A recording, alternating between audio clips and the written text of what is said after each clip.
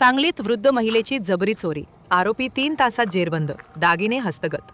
Sangli Kupwad road परिसरात सकाळच्या वेळेत फिरायला गेलेल्या एका वृद्ध महिलेच्या गळ्यातील सोन्याचे दागिने जबरदस्तीनं हिसकावून पळ काढणाऱ्या आरोपीला संजयनगर पोलिसांनी अवघ्या 3 तासात अटक करत चोरीचे सर्व दागिने हस्तगत केले आहेत.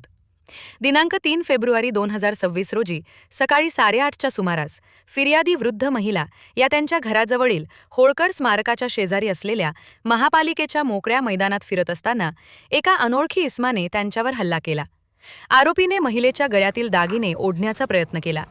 आरडाओरड होताच आरोपीने फिर्यादीचा गळा दाबत "ओरडू नकोस, नाहीतर सोडणार नाही" अशी धमकी देऊन गळ्यातील सोन्याची बोरमार व मंगळसूत्र जबरदस्तीने हिसकावून पळ काढला.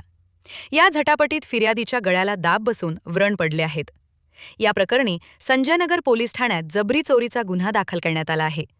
गुन्ह्याचे गांभीर्य लक्षात घेऊन पोलीस अधीक्षक संदीप घुगे, अपर पोलीस अधीक्षक कल्पना बारवकर आणि उपविभागीय पोलीस अधिकारी प्रणिल गिल्डा यांच्या मार्गदर्शनाखाली तातडीने तपास सुरू करण्यात आला.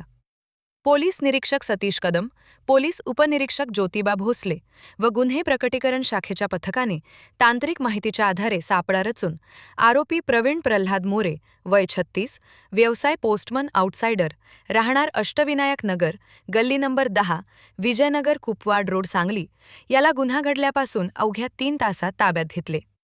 आरोपीकडून सुमारे 2,63,500 रुपये किमतीचे सोन्याचे दागिने व सायकल जप्त करण्यात आली आहे.